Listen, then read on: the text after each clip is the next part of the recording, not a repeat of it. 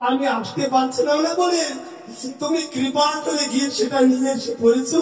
সত্যি শ্রীমতী রাধারানী তোমার তুলনে জগতে নাই।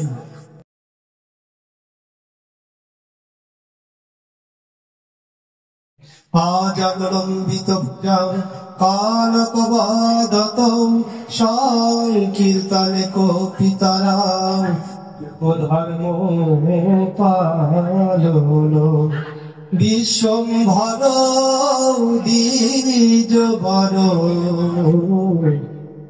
যুগ ধর্ম পালন বন্দে জগৎ প্রিয় কর বন্দে করুণার অবতার।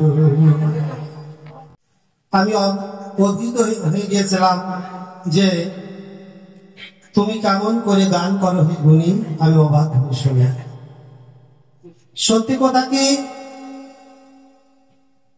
আমার মন ভরে গেছে যে শ্রীধাম বৃন্দাবনের শ্রীমতী রাধারানীর করুণার রসপাত্র।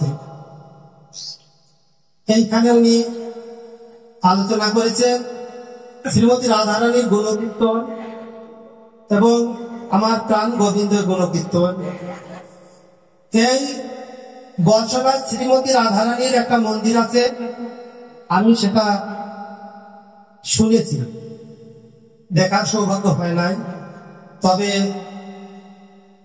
কৃষ্ণ কর্ণামৃত বিল্লভ দাস বাবাজি গ্রন্থে একটা জায়গায় পড়েছি যে শ্রীমতী রাধারানীর কৃষ্ণ কৃষ্ণ বলে আমরা সবাই সব জায়গায় কৃষ্ণ গুণকীর্তন হয়, কিন্তু রাধারানী যে কত বড় করুণার রসপাত্র এটা প্রচার হয় না। আমি 2 মিনিট সে দেব। হরে কৃষ্ণ। বর্ষণা একটা মন্দির আছে, যারা শ্রীধাম বৃন্দাবনে গেছে, এই বর্ষণার যে মন্দিরটা অনেক পাহাড়ের উপরে, শ্রীমতী রাধারানী নতুন বসন করতে ভালোবাসেন, তাই এই মন্দিরের প্রধান পূজার ঘর থেকে নতুন জামা কাপড়, ওখানে যারা ভক্তরা যায় বৃন্দাবনে, যারা মনোবাসনা পূর্ণ করার জন্য, বিপদ আপদ বা কৃষ্ণ ভক্তি পাওয়ার জন্য এই মন্দিরে বস্ত্র মানত করে। একজন যৌবনকালে কোনোদিন এটা মানে নাই, আমাদের মতো এখন কি আমরা এটা অত মানি, একটা কিতাব শ্লোকও বলতে পারি না, কিন্তু বৃদ্ধকালে চেষ্টা করি। তো উনি দর্জির কাজ করতেন, কোনোদিন বর্ষণা থেকে ওখানে যায়নি, অবজ্ঞা করছে, ধর এই ওখানে এইগুলো করে কারা, যারা পাপি তাপি তারাই করে। তো একটা সময় বৃদ্ধ হয়ে গেছে, যখন আর জানুতে বল নাই, এই দেহে যখন শক্তি নাই, সেই সময় মনে পড়েছে হারে এই বর্ষণায় থাকি, কিন্তু শ্রীমতী রাধারানীর এই মন্দির হাজারে হাজারে পৃথিবীর লোক সবাই এসে দর্শন করে, আমার হলো না। তা কারোর কাছে না বলে বলে এখন তো আমার টাকা পয়সা নাই, কি করে যাও। ওই যে দর্জির কাজ করতেন, পড়ে থাকা যত যেটা পড়ে থাকা দর্জিদের কাজ, দেখুন ওইটা নিয়ে ছোট ছোট করে নিজেরা তৈরি করে। উনি কি করছে, শতাধিক ছিন্ন বস্ত্র দিয়ে একীভূত করে মনের মতো করে একটা বস্ত্র তৈরি করেছে, করে মন্দিরে দিতে যাবে। কিন্তু উপরে ওঠার শক্তি নাই, অর্ধেক পথটা উঠলে পরে তখন হাত পা কাঁপছে, এটা বাস্তব দৃষ্টান্ত।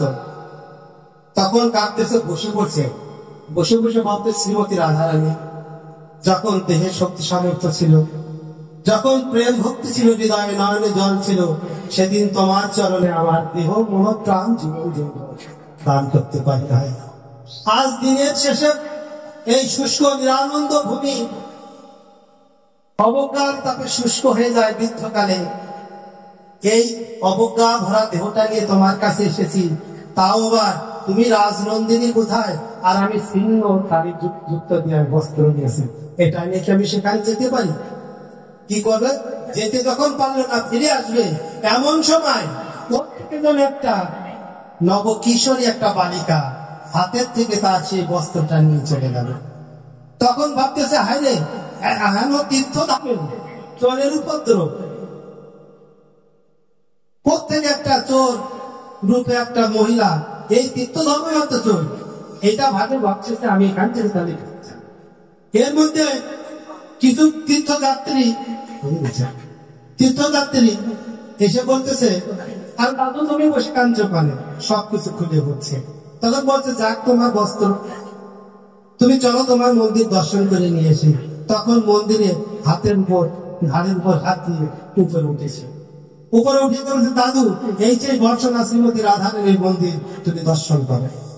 হাজারো ভিড়ের মধ্যে বসে পড়েছে, গায়ে তো বল নাই, হামাগুড়ি দিয়ে লোকের চরণ তলে দিয়ে বিধি দিয়ে আস্তে আস্তে কোন ক্রমে সেই মন্দিরের মেন দরজায় গিয়ে যখন প্রণাম করে দু নেত্র উন্মোলিত করে একবার তাকে দেখি আমার প্রাণ গোবিন্দর বাম পাশে দাঁড়িয়ে সেই শত চিহ্ন তালিযুক্ত বসন করে আমার